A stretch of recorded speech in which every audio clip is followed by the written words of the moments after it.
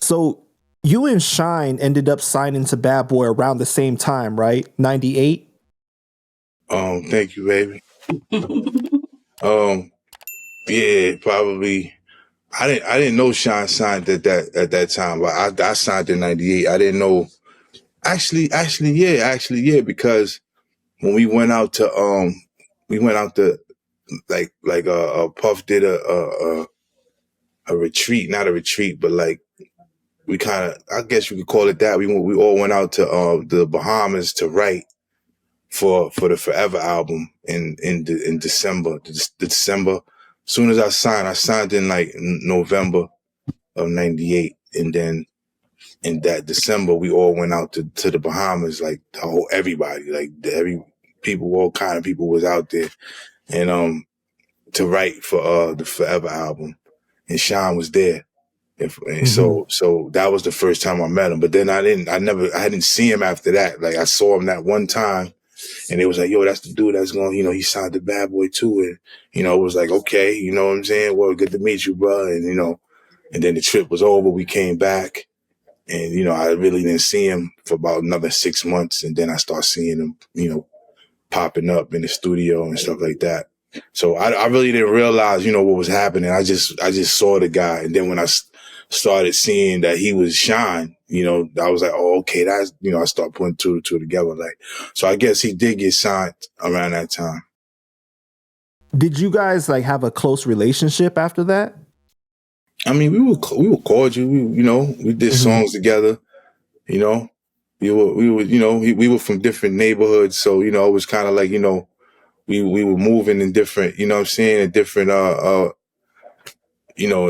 different sets of traffic. But we were cool. You know what I'm saying? What would you say like the it's been like to see his progression now from coming out of prison and now a Belizean politician? Because it's unlike anything that we've ever seen before. Yeah, man, that's definitely special, man.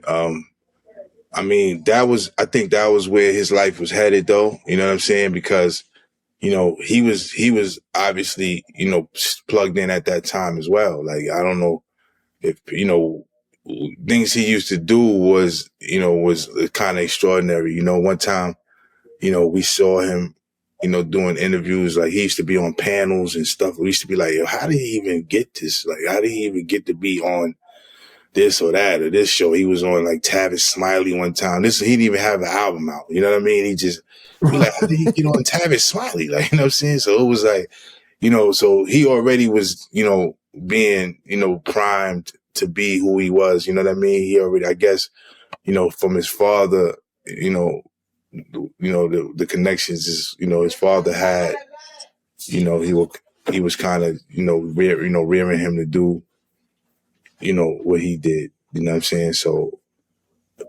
this is kind of where his life was headed, believe it or not. Right. Yeah, and he's got a documentary coming out on Hulu, this month and everything. So it's just been real interesting, I think, for hip hop to see how much his life has changed. What would you say like Bad Boy was like during that time? Was it really like a close knit family? Yeah, definitely, man. It definitely was like, it was we were always around each other. You know what I mean? So, and then everybody that was there before anybody, always embraced whoever came in the camp. You know what I mean? Because like, they knew, the gatekeeper, you know what I'm saying? Puffy wasn't really letting anybody around that really wasn't, bringing anything to the table. You know what I mean? So if you were around, it was like, yo, you know what I'm saying? You know what I mean? So it was like, that's how that was, you know what I'm saying? So anybody that was around, you know what I mean? So it was definitely a, family, man. We were all, focused on making the best stuff we could make, Would you say that incident at Club New York had affected you in any way because you were on Bad Boy?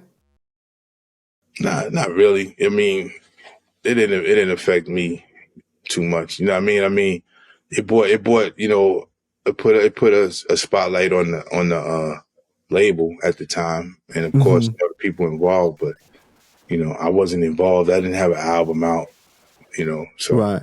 it was just like, were you supposed to go to Club New York that night? Because I know Black Rob was there. yeah, right? Black Rob was there. It was funny. I would have been there. It wasn't like it was an event.